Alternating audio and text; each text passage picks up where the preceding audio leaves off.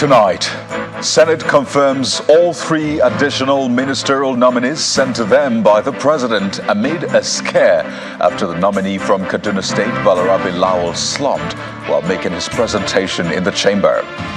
House of Representatives blames the high rate of abandoned and failed projects across the country on the Bureau of Public Procurement to investigate alleged indiscriminate issuance of Certificate of No Objection by the Bureau.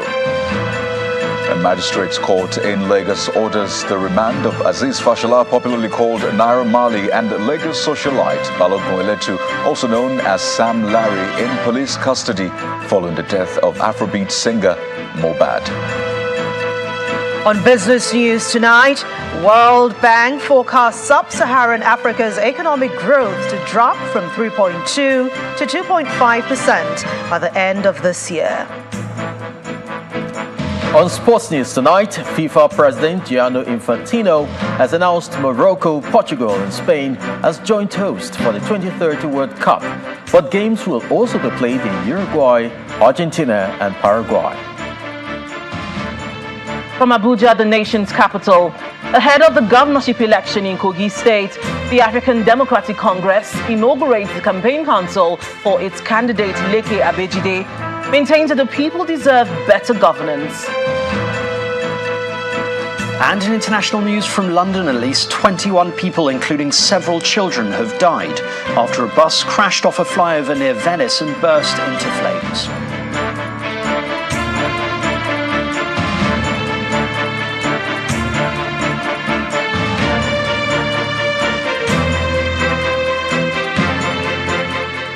We begin tonight with a mild scare at the Senate after one of the ministerial nominees slumped during screening by the lawmakers. The nominee from Kaduna State, Mr. Balarabe Lawal, suddenly collapsed at the podium as lawmakers rushed to his aid. He was later revived and moved in an ambulance to a hospital for medical care. Our National Assembly correspondent Linda Akiwe gives more details on this and other happenings at the Senate chamber of the National Assembly.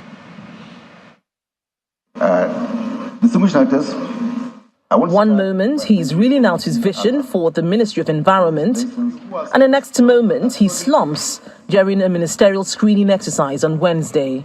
I have participated in various professional development programs, including the general management courses, and also I have worked directly in areas of visibility and in areas of environmental protection. Water, give water and sugar. Members of the National Assembly security team and staff spring into action, trying to revive Mr. Balarabe Lawal, the ministerial nominee from Kaduna State.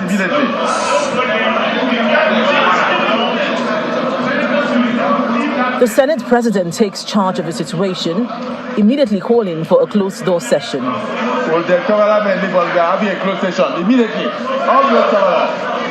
Guests, staff, aides of lawmakers and journalists wait outside the Senate chamber for news about the condition of Mr. Lawal. Less than an hour later, the closed-door session ends, and we learn that efforts are ongoing to revive the nominee. Mr. Balarabe Lawal is eventually revived, and he speaks to journalists. I'm all right now. I've been treated, and I'm all right now. It's basically exhaustion. Back inside the Senate chamber, the screening exercise continues, and the final nominee, Mr. Ayodele Olawande, appears before the Senate and speaks on the areas he would focus on should he be confirmed and sent to oversee the Ministry of Youths. It is time for us to go back. In as much as a politician, we can go to the roots and corners of this country to campaign. It is time for us to go back to the schools. Train them, talk to them, let them feel the government, let them see the government, and let them touch the government. Earlier, the Senate screened Dr. Jamila Ibrahim from Kwara State. Although lawmakers agreed not to question her, she spoke briefly on new ways of engaging young people and harnessing their talents. I hope to use my office to positively influence Nigerian youth to have a voice at the decision-making table. When we're designing our youth development plan, we hope to bring young people to the table so we can have an all-inclusive plan that profiles a bottom-up approach in order for young Nigerians to take ownership of the youth development plan and its implementation. The Senate proceeds to confirm the 3 nominees, despite the incomplete screening of Mr. Balarabe Lawal, who slumped midway into the exercise. The Senate, in the Committee of the Whole, considered the request of Mr. President and Commander-in-Chief of the Armed Forces for the confirmation of nominees for appointment as ministers of the government of the Federal Republic of Nigeria. The 3 nominees confirmed on Wednesday will join 45 other ministers who were confirmed in August and would form part of the cabinet of President Bola Tinubu. Linda Akibi, Channels Television News. Meanwhile, the Senate is to investigate the incarceration of over 250 Nigerians in Ethiopia. The upper chamber came to the resolution after the minority leader, Senator Simon Watkon, drew the attention of his colleagues to the matter during plenary session today. The Senate consequently directed its committees on diaspora and foreign affairs to work with the federal government to immediately constitute a committee to visit the Republic of Ethiopia and investigate what is happening to Nigerians in the country. The press have actually captured the essence of this motion. Investigate, and then let's have the facts on the ground. It is important to say we must make sure that Nigerians are do not suffer undue consequences. But it is equally important, Mr. President, to warn Nigerians not to commit any crime. Even here, talk less of outside, because they are not going to be covered. There will be no leniency when you commit a huge crime. When you go through the comments in the social media, what happened, what I have seen, the narrative is that this crime has to be associated with drugs. And that is very, very serious. Therefore, committing this thing to investigation is the only way out. And at the lower house, lawmakers in the House of Representatives are blaming the increase in the number of abandoned and failed projects across the country on the Bureau of Public Procurement, the BPP. That is why the House says that it will investigate an alleged indiscriminate issuance of certificate of no objection by the BPP. In a motion by Honorable Peter Akpanke, the House frowns at what it described as the consistent abuse of power and underhand dealings by the agency. The lawmakers say they are worried that if urgent steps are not taken to investigate the allegations and address any proven infractions, the Bureau is likely to transform itself from a regulator to a disruptor and eventually endanger the entire public procurement system. Well, away from the National Assembly now, no amount of attacks on the judiciary and public opinion can override or supersede the constitution of the country. Well, that's according to the Chief Justice of Nigeria, Justice Olukayode Ariwola, who is urging judges in the country to always apply constitutional provisions in deciding cases assigned to them. The CJN was speaking in Abuja at the swearing-in of 23 judges of the Federal High Court. Our judiciary correspondent Emmanuel Kelly reports. The ceremonial courtroom of the Supreme Court is filled to capacity as friends and relatives of the 23 newly appointed judges of the Federal High Court witness the swearing-in ceremony. Judges from the Federal High Court, members of the Outer Bar, traditional rulers and other top government officials are also in attendance. To the Constitution of the Federal Republic of Nigeria, that I will not allow my personal interest to influence my official. The ceremony starts with the judges taking their oath of office, one after the other.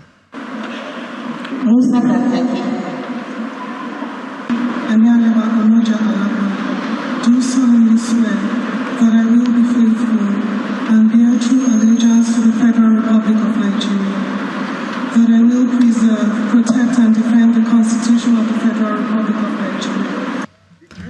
The Chief Justice of Nigeria, who administered the oath of office, charges the judges to apply constitutional provisions in deciding the cases before them.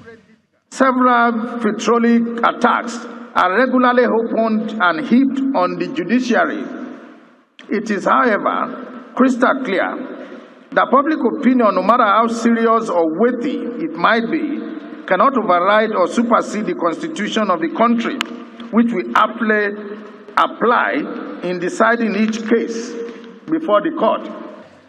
He reminds them that the public is watching and assessing them. Therefore, they must rise above all temptations. Appointment to the bench is not an appointment to wealth, vainglory, dishonest disposition, or ostentatious lifestyle through corrupt acquaintances. The searchlight of the National Judicial Council beams brightly on all judicial officers across the country. The National Judicial Council should never, either by omission or commission, be mistaken for a toothless bulldog. It can bark fiercely and as well bite deeply and aggressively too. Our radar is sophisticated enough to detect every form of corruption and wrongdoing by judicial officers. In the coming days, the Chief Judge of the Federal High Court is expected to assign each of the newly sworn-in judges to the various divisions of the court across the country. Emanuela Ekele, Channels Television News.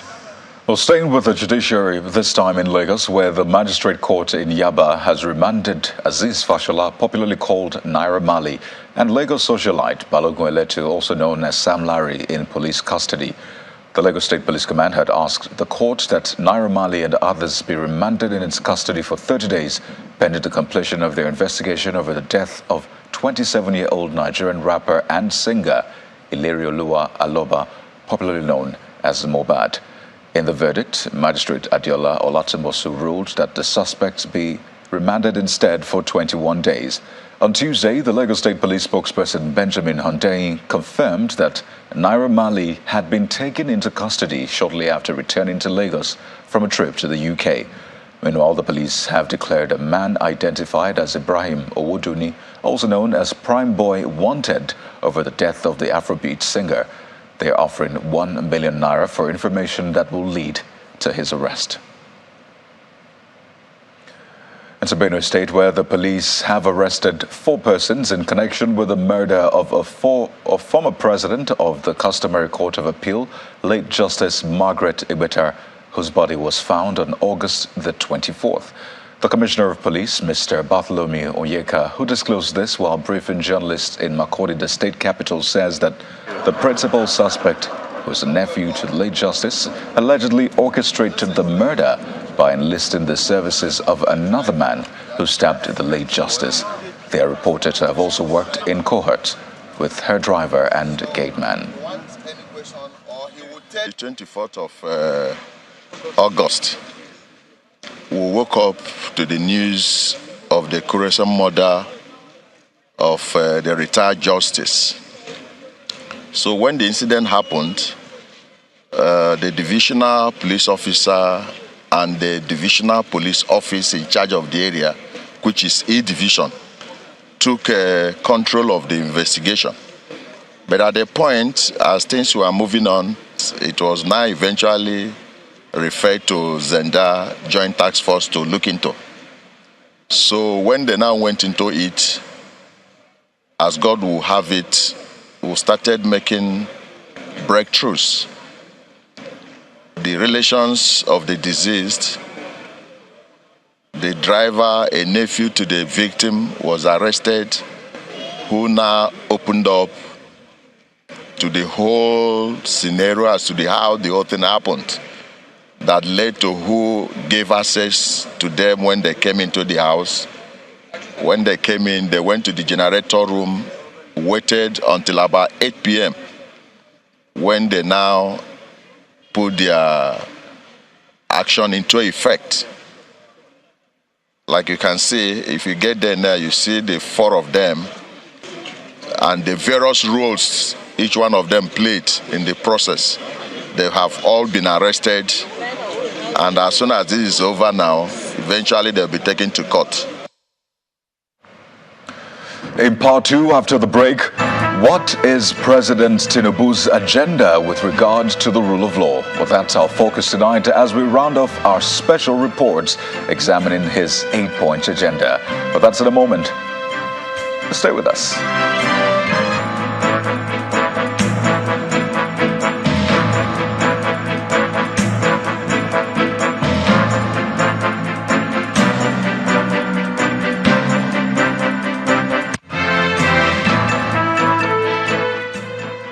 Hey there, tech visionaries. Are you an exceptional tech wizard or an ingenious digital dynamo? Do you dream of conquering the tech world, or you have that mind-blowing creative sparks that ignite innovation? Well, we've got something massive in store for you. Get ready to immerse yourself in Africa's grandest convergence of innovators, disruptors, regulators, policymakers, visionary investors, and tech enthusiasts within the digital space. It's Hackaholics Digital Summit 2023. The theme, Reimagine, disrupting the ecosystem for scale. Mark your calendars for this life-changing event happening in the heart of Lagos, Nigeria, on October the 6th, 2023. You won't want to miss the showdown as brilliant minds from prestigious universities across Nigeria bring their groundbreaking tech ideas to life. So what are you waiting for? Secure the date. Set your sights on October 6th, 2023 and make your presence felt. Hackaholics Digital Summit 2023, where dreams become digital reality. Take it from me, the mind-blowing way to do things is the Glow LTE advanced way. When you stream, it's like you're in the drama itself. When you make calls, you reach where others can't. Kogi! Doing business is like running Wall Street from your street. And when you play, I did beat you guy. We'll see about that. It's like traveling the world without moving an inch. Is that Toby in your room? You can download in the blink of an eye in 4K. Go. And when you go for your dreams, it's like running with the strength of 3 nations behind you. Glow LTE Advanced, the power of 3 data networks in one. Get a Glow SIM or dial *301#.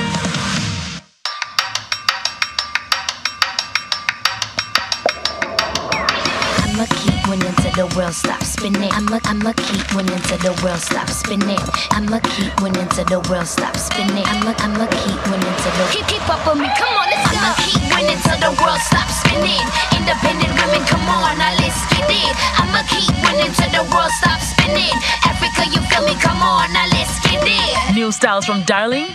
Find your beautiful. Does your toothpaste give you complete fresh protection? New Close-Up Toothpaste Complete Fresh Protection takes care of your 5 important oral care needs.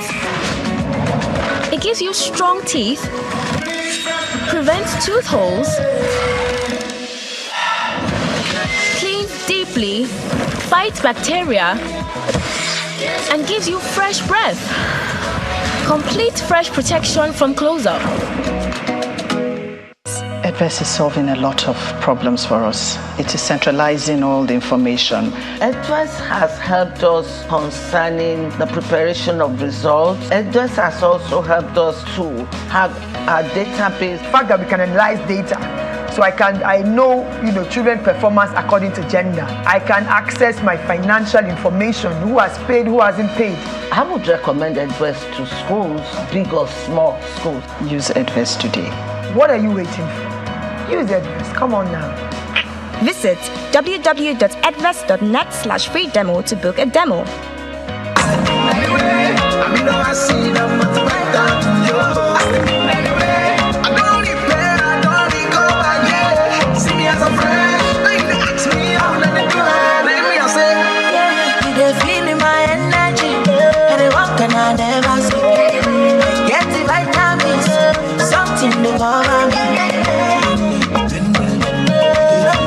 Repair and recover with Astamin, a blend of amino acids and multivitamins.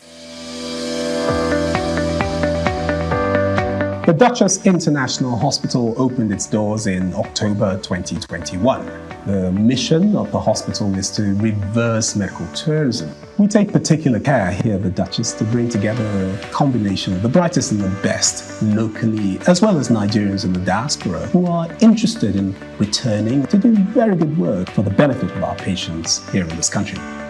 The good thing is that we had all international expertise here, all international facilities here, international people working here. Everything is coming together in a space which was considered not great in terms of the availability of healthcare. Access Bank, of course, has been able to provide us with a robust range of products and services that has enabled us to deliver that standard and quality of healthcare that is integral to our mission as an organization.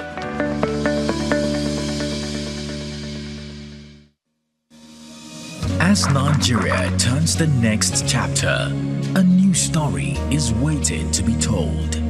It's a story of possibilities, of pathways for economic transformation whose time has come.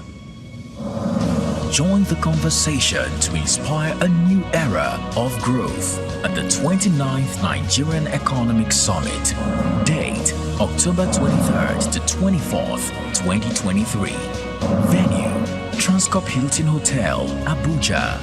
Register today at www.nesgroup.org/29.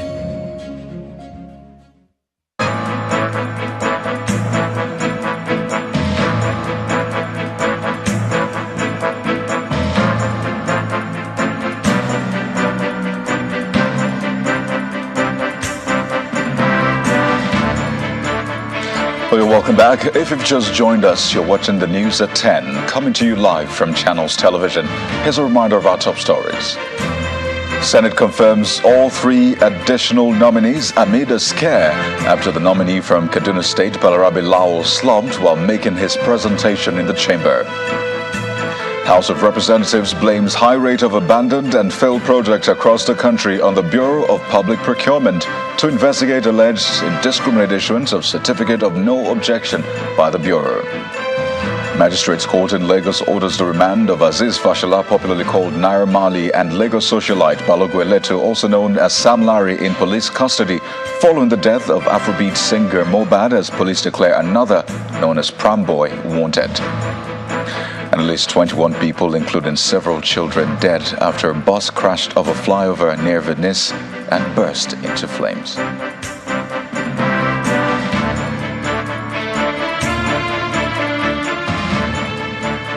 5 female students of the Federal University Katsina, Katsina State have been abducted by suspected terrorists. The police spokesman in the state, ASP Abubakar Sadiq, who confirmed the incident, says the command has deployed all its tactical and operational assets to rescue the victims and arrest the abductors. According to him, the terrorists struck at about 2 a.m. today, and one suspect has been arrested in connection with the incident. This kidnapping is coming about 2 weeks after over 20 female students and some workers were abducted from the Federal University Gusau in neighboring Zamfara State.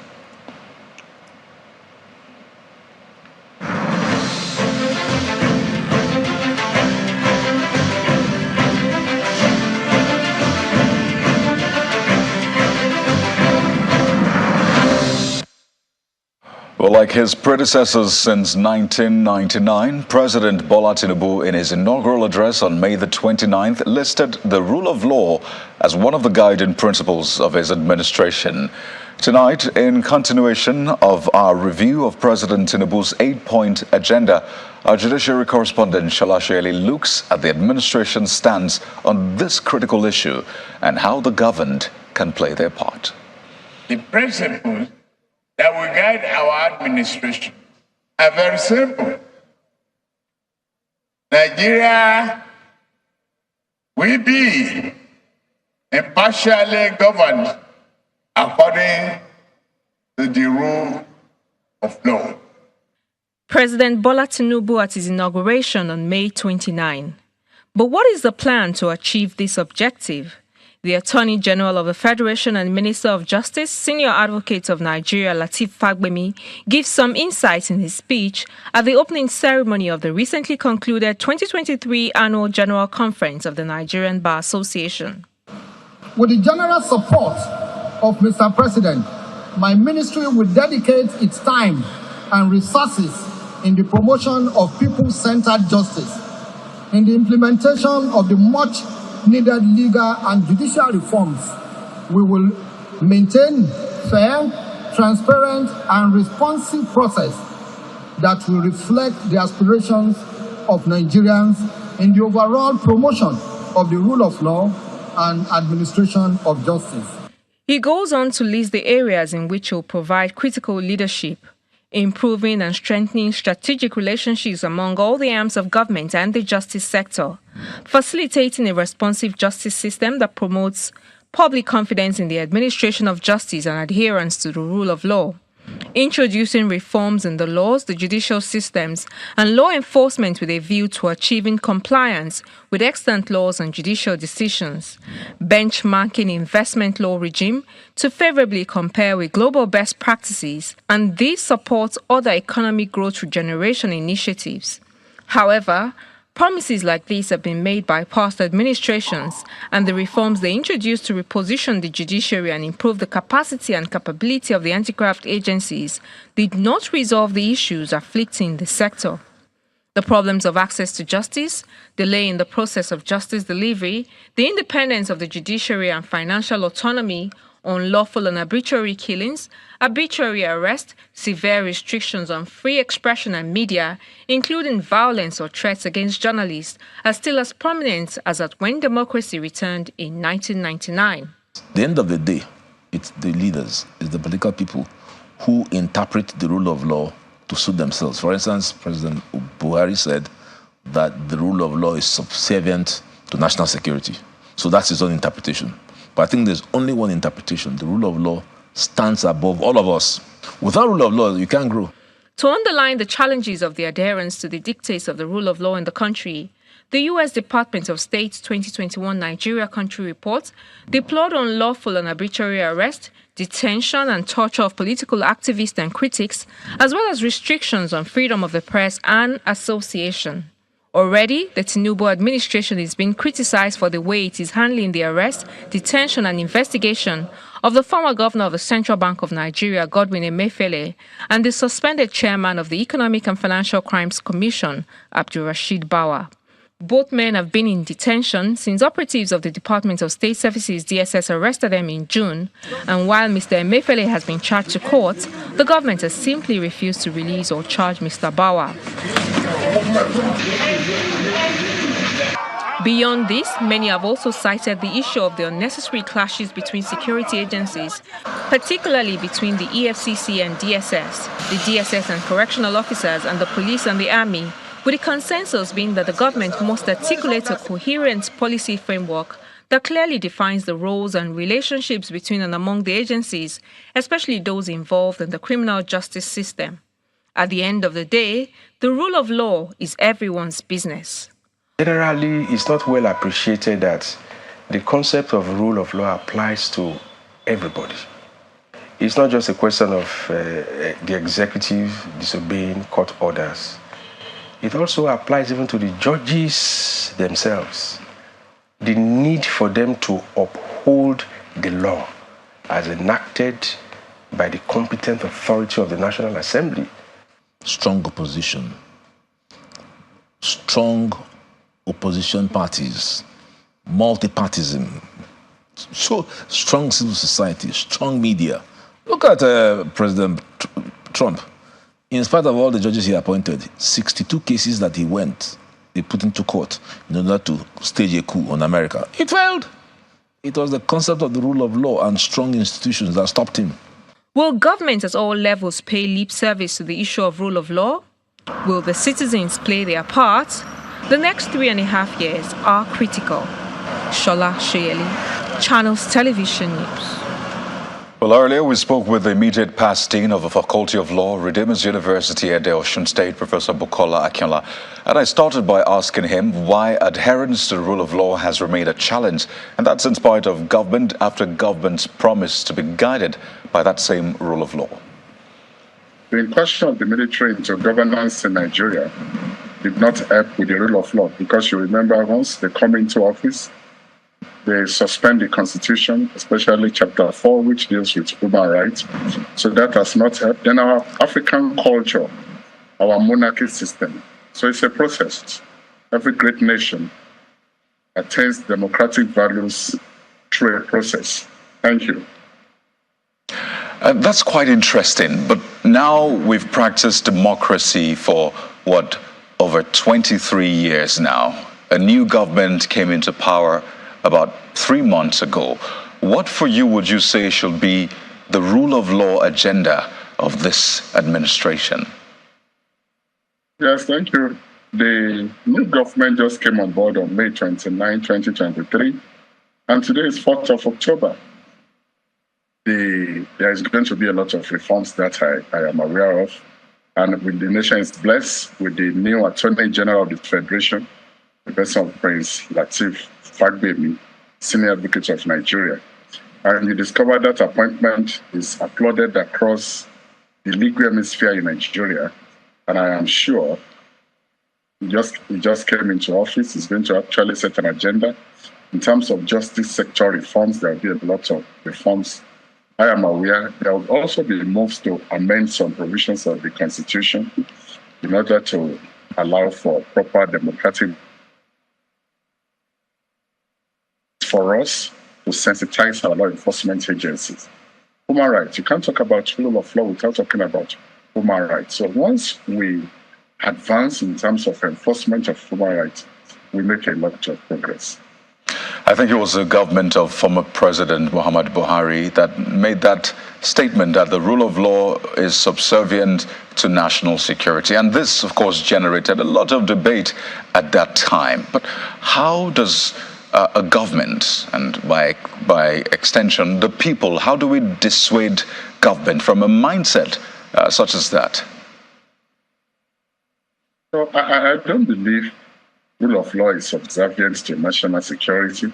National security is very vital. And I am sure the President, Bola Ahmed Tinubu, that I know, being a Democrat, who has also fought in the trenches during the Nadeko days in 1993 and around that period, engaging the Abacha regime and all that, I am sure that we cannot trade national security. And at the same time, we cannot trade rule of law. But let me say this. In terms of human rights enforcement, in terms of human rights enjoyment, human rights cannot be absolute. Human rights cannot be absolute. If you look at Section 45 of the Constitution, your rights can be curtailed on grounds of public health, public policy, and public order. That does not mean you will not enjoy your right, but your right should not endanger public health, public policy. And I can't say because I have freedom of speech and I will go and defame your character. You are going to sue me and I know the consequence. So I'm not going to do that. So I am not of that school of thought that believe that national security should endanger rule of law. At the same time, you can't overstretch rule of law to endanger national security. There are a lot of things that our security and our intelligence agencies do behind the scene to make us safe. There are times they will go and get a court order to further detain an accused person, but they won't go on here to say we have gotten a court order, we want to detain so and so. And when they gather their intelligence, they work, they process it. So there must be a balance, and that's where I will stop. There must be a balance.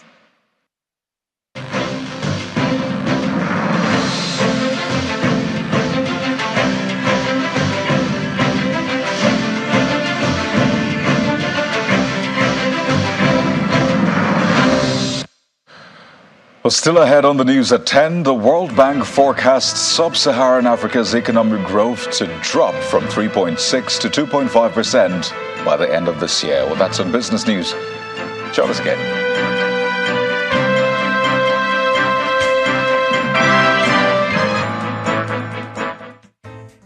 Susie likes to live life on her own terms. And with her Visa prepaid card from First Bank, she has no worries shopping abroad or paying locally, as her card comes in USD or Naira variant. And she enjoys the liberty of funding her card as she desires. Susie got her Visa prepaid card from the First Bank branch nearest to her. It's valid for 3 years and can be personalized to suit her lifestyle. First Bank Visa prepaid card can be used on any payment channel, ATM, POS, and web. And if you're a corporate business organization, the card can be used as your budget card to sort out business expenses. In addition, the card can be co-branded to showcase your business. So, get a First Bank Visa prepaid card from any First Bank branch and enjoy a budget card that suits you. You first. First Bank.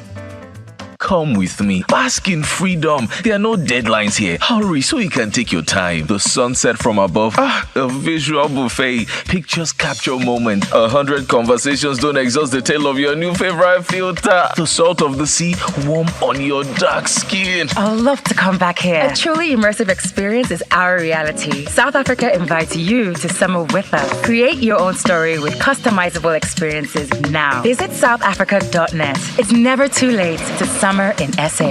The Federal Ministry of Health, through the National Primary Healthcare Development Agency, in collaboration with partners, are commencing vaccination of girls aged 9 to 14 years with HPV vaccine to protect them against cervical cancer. It is estimated that Nigeria records more than 12,000 new cases of cervical cancer, with about 8,000 deaths every year. It is the second most common cause of cancer deaths among women. But the good news is, cervical cancer can be prevented with vaccination. In line with global cervical cancer elimination strategy of vaccination, screening, early diagnosis, and treatment, the HPV vaccine, which prevents against cervical cancer, will be administered to girls aged 9 to 14 years in schools, communities, and all primary health care facilities from 24th October 2023. Protect our girls against cervical cancer and other HPV-related diseases by vaccination with HPV vaccine. HPV vaccine and all other vaccines are free, safe, and effective. Women of reproductive age and above are encouraged to go for screening. For further inquiries, call the following NPH-CDA toll-free number, 7722. This message is from the National Primary Healthcare Development Agency with support from partners.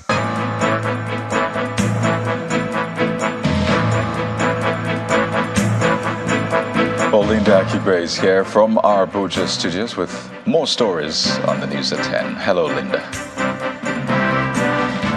Hello, Coyote. And let's switch gears to politics. Ahead of the November governorship election in Kogi State, the African Democratic Congress has inaugurated the campaign council for its candidate, Mr. Leke Abejide. At the event in Lokoja, the Kogi State capital, the national chairman of the party, Mr. Ralph Musu, says the people of Kogi State deserve to enjoy the dividends of democracy under a new administration. The African Democratic Congress governorship candidate in Kogi State, Mr. Leke Abejide, as he makes his way into the state capital for the inauguration of his campaign council.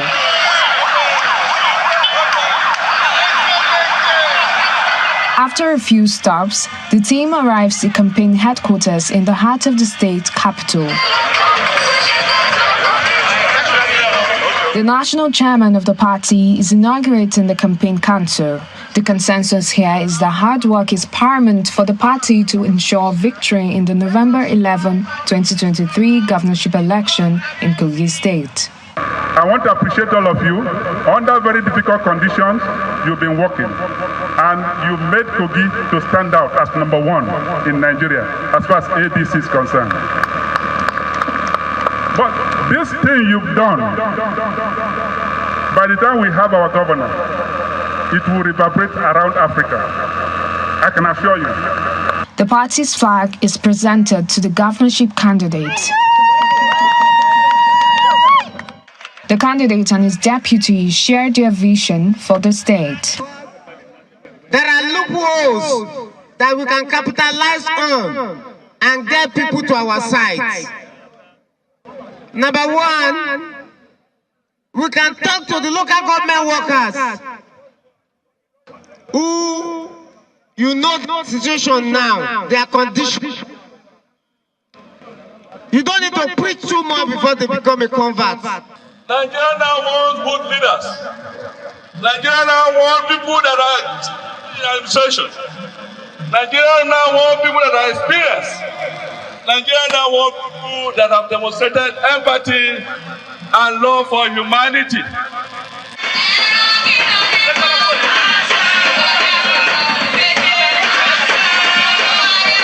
The inauguration climaxes with a cultural performance as members of the party are positive about occupying the Kogi State Government House.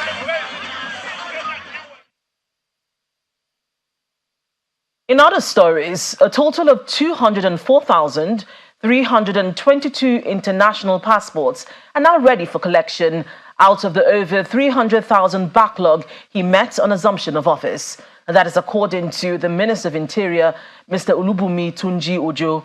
He says that the ministry is working with the Immigration Service and their vendors to ensure that from next year, international passports are delivered directly to the preferred addresses of Nigerians. The minister spoke to journalists on the issue in Abuja today.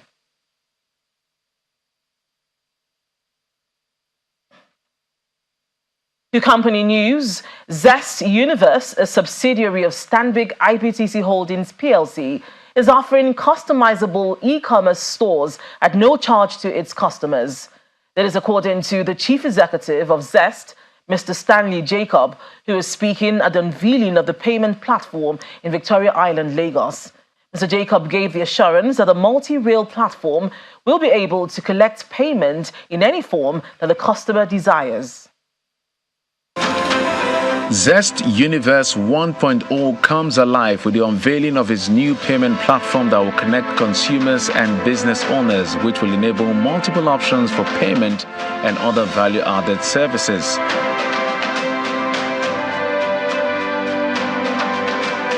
For better understanding of the payment platform, owners of Zest, a Fintech subsidiary of Stanbic IBTC Holdings PLC, converge on a hotel and suites to roll out the services Zest Universe 1.0 can offer. We thought a Fintech orchestrating platforms could help in generating the next growth coming to the financial services sector for businesses, for consumers, for technology developers, and we thought that with our integrated financial services, we are probably one of those in the best position to exploit a fintech for the benefit of the society we serve.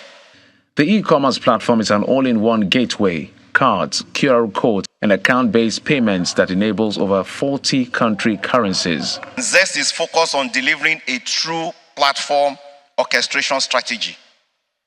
There is one thing to be a modular producer within an ecosystem. There is another thing for you to be an orchestrator of a platform. That platform will enable multiple payment options in the hands of our esteemed customers. That platform will help businesses collect payments seamlessly. Zest also offers a center of convergence for all sellers, where a new network of customers can easily be reached. We have built a seamless experience for businesses at every stage of their engagement. From the point of onboarding, we ensure that within just 3 minutes, you are onboarded on our platforms as a business. The company says this marks the beginning of an incredible journey which should see it attaining market leadership, driving innovation, and setting new standards for payment. That's all from Abuja. Back to Kayode for the rest of the news. Well, thank you, Linda. MTN Nigeria has partnered Making of Champions as title sponsor for the Maiden Schools Athletics Championships. The championships, which will host about 7,000 athletes in Benin, Uyo, Ibadan, and Abuja, will commence next week. We give them a platform, we give them... Telecommunications firm MTN Nigeria takes its sponsorship of Nigerian athletics a notch higher as it partners with the sports media and management company Making of Champions.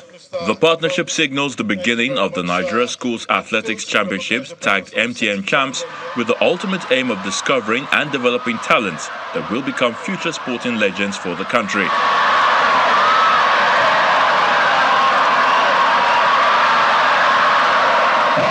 We have more Chioma Juwans, more Toby Amusons in the making. And the partnership we are looking at today, the platform we are looking at today, is a platform that will bring us these future legends, these future champions, bring them into limelight and take their dreams, take their talents to the global stage. We'd like to use this partnership to reiterate our pledge to support the government, sports, and educational institutions in producing young people that are primed for global competitiveness and success. At MTN, we believe in doing, and we believe in becoming better, and we believe in our people's passion and commitment to doing the same. So as we embark on this journey, we're excited about the possibilities ahead, and we can't wait for the next Usain Bolt or the next world champion to emerge from our beloved country. At least 80 junior and senior secondary schools from the southern, eastern, western and northern regions are expected to feature in the MTN Champs from October to November this year. MTN Champs is the accumulation of the sacrifice and investment that has been made in the last decade by MOC to bring Nigerian athletics to where it needs to be. And now, together with MTN, we can collectively uphold the vision and scale it to the highest standard imaginable. The grand prize of Season 1 will be full one-year sponsorships for 10 athletes discovered at the MTN Champs to join the Making of Champions Athletics Academy in Lagos. Well, business news is next on the news at 10 with Anne Owawado. Banking so easy, so simple. Dial *894# now to experience it. You first, First Bank.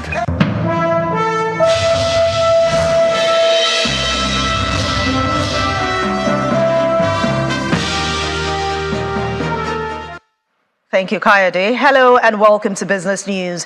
Economic growth in sub-Saharan Africa is forecast to decelerate this year due to slump in economic powerhouses Nigeria, South Africa and Angola. Well, that's according to latest reports coming from the World Bank. In its semi-annual outlook for the region, the International Finance Institution explains the rising instability, weak growth in the region's largest economies, climate shocks and lingering uncertainty in the global economy are all causing growth to decline from 3.6% in 2022 to 2.5% in 2023. However, the World Bank estimates that optimism the SSA region will rebound to a projected 3.7% next year and wider 4.1% in 2025. It also adds the region has not recorded positive growth in per capita terms since 2015, and this is due to rapid increase in population, while overall growth has been inadequate to reduce extreme poverty, boost shared prosperity, and create more jobs. The Lagos Chamber of Commerce and Industry, LCCI, has commended the federal government's decision to temporarily suspend the value-added tax on diesel, and this is in response to the current economic challenges. In a statement released today, the Chamber explains that this move is comparable to recent VAT rate adjustments across European countries, where lower VAT rates on gas, electricity, and basic supplies were all implemented by EU member states, and this is in response to the economic challenges across the globe. Meanwhile, the LCCI recommends that the federal government extends reduction of VAT rates to other energy, fuel and gas prices as well as staple food items in order to relieve businesses and consumers in this period of biting inflation. And let's head to the NGX, where the domestic exchange is set to admit the Nigeria Infrastructure Debt Fund, which is a 200 billion naira public infrastructure investment fund by Chapel Hill Denham on Thursday, October the 5th. In a statement posted on its website, the exchange mentions that through its listing, NIDF opens up the chance of investors to benefit from the diversified portfolio of assets-backed loans across multiple subsectors and geographical spread. The NIDF is the first and only infrastructure debt fund dedicated to and domiciled in Nigeria. Meanwhile, trading activities on the NGX ended midweek trading session. The color is red today. Investors are switching to profit-taking mode on some high-valued stocks. Ini John Mekwa has the details.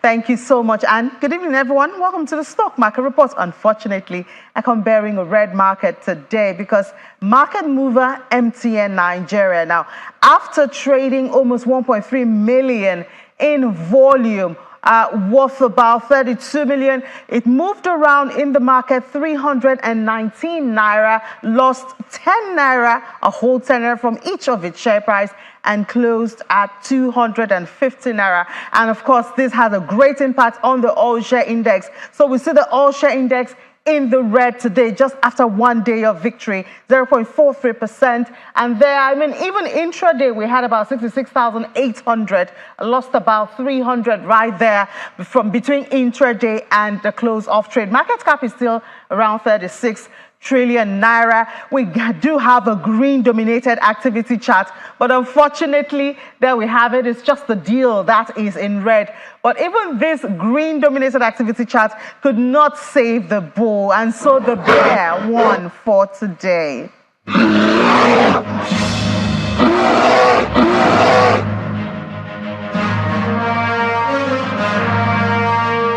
Thank you, Ini. Let's bring you closing numbers from other major markets around the world.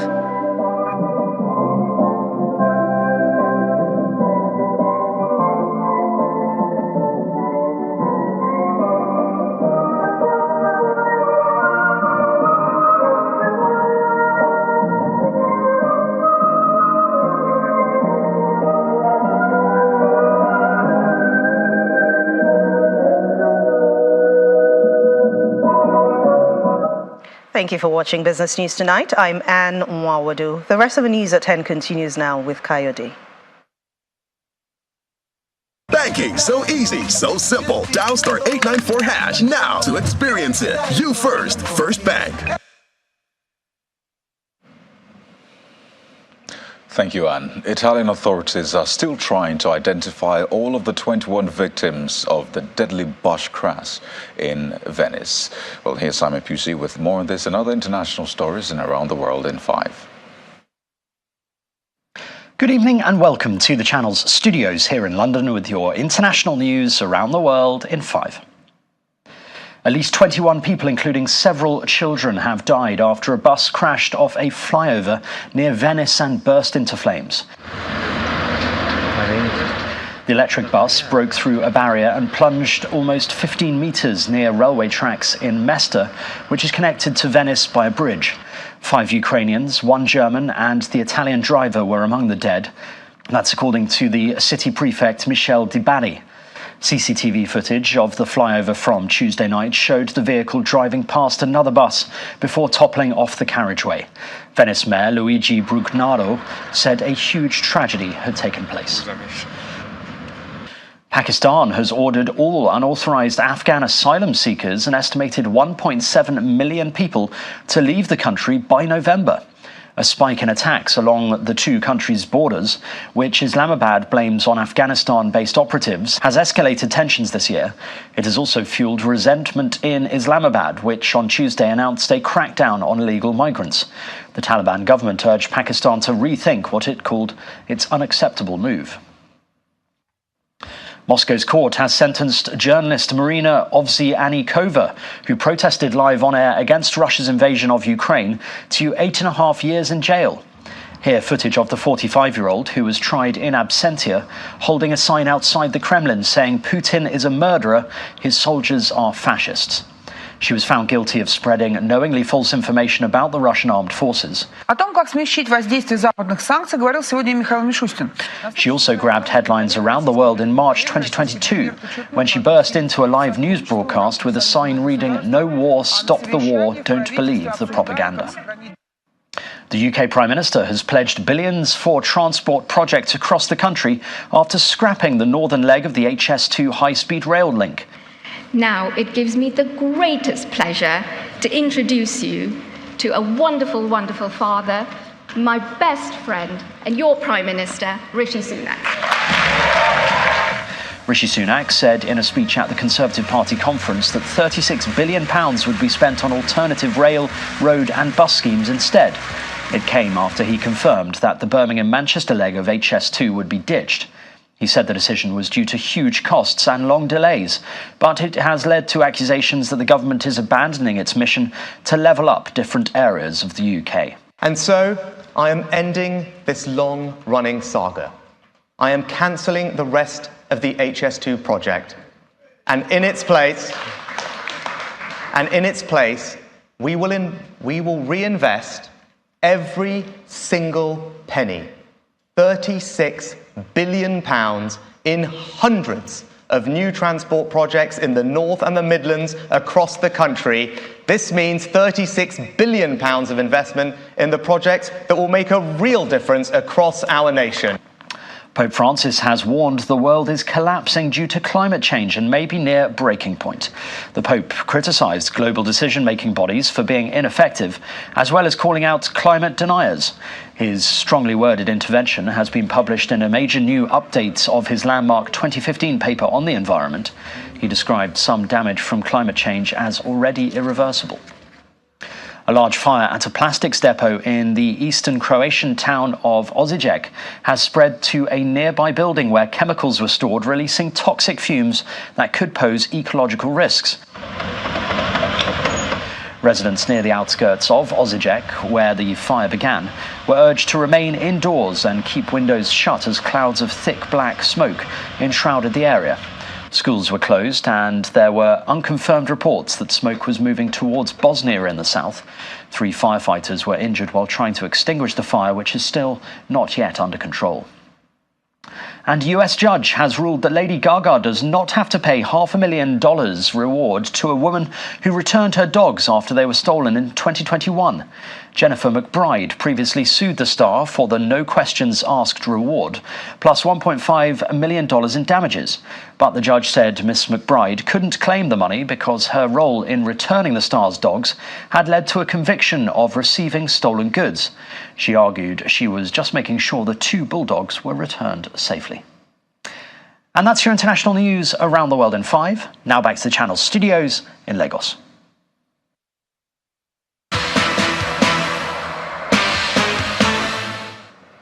Thank you, Simon. Welcome to Sports News. Nigeria Football Federation Executive Member Aisha Falode is advocating proper investment in the women's game following the success of the Super Falcons at the FIFA Women's World Cup in Australia. She believes the success recorded by the Super Falcons at the FIFA Women's World Cup in Australia should be the selling point for investors to key in and reap the benefits. FIFA President Gianni Infantino has announced Morocco, Spain and Portugal as hosts of the 2030 World Cup, while Uruguay, Argentina and Paraguay will host the opening matches to mark the tournament's centenary. The inaugural World Cup in 1930 was held in Uruguay and won by the host. It marks the first time the World Cup will be staged across 3 continents and 6 countries. In the UEFA Champions League, Newcastle United thumped PSG 4-1 in the second group game to go top. Another Premier League side also recorded a victory as Manchester City defeated RB Leipzig 3-1 in Germany. A goal from Ferran Torres was all Barcelona needed to get all 3 points at FC Porto. In other results, Morata scored a brace as Atletico Madrid came from a goal down to beat Feyenoord 3-2, while Borussia Dortmund and AC Milan settled for a goalless match. In tennis, Jannik Sinner produced a determined display to capture his 3rd title of the year with a 7-6, 7-6 victory over second seed Daniil Medvedev in the final of the China Open. Having lost to Medvedev in their previous 6 meetings, the Italian kept pace, sealing the first set via a tie break. Both players struck brutal blows from the baseline before Sinner raised his level again in the tie break to complete a memorable win in Beijing. That's Sports News. It's back to you, Kayode.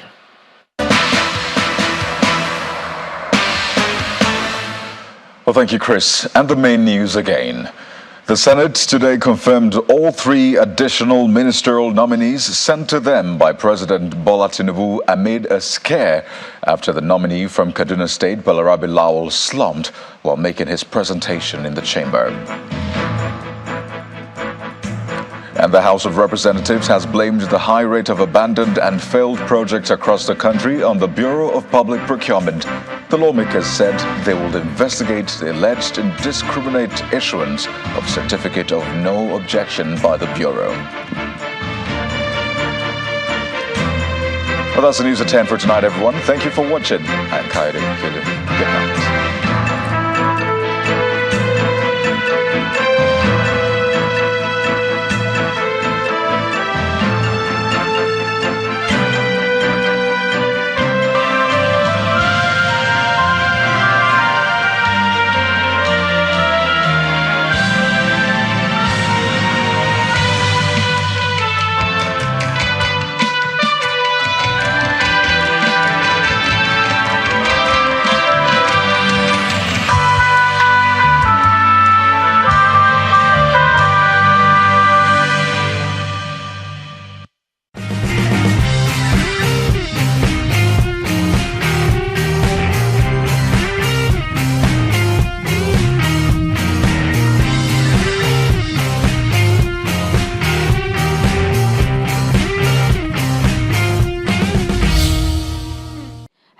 and welcome to another edition of Kaleidoscope on Channels Television. Thank you so much for joining us on the program. I'm Anne Nwawadu. On Kaleidoscope today, we take a trip to New York, the United States of America, where Africa Missions Global, which is a non-governmental organization, launched the inaugural edition of an initiative called Horizon 2033, a platform aimed at helping over 100 million lives by the year 2033.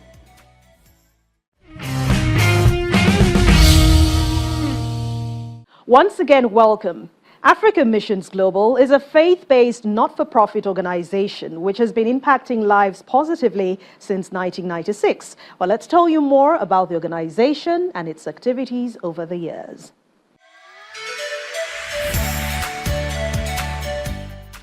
In July 1996, the wife of the General Overseer of the Redeemed Christian Church of God, RCCG, Pastor Mrs. Folu Adeboye, had a vision which birthed the creation of Africa Missions Global, a faith-based, not-for-profit, non-governmental organization with the sole aim of rescuing and empowering humanity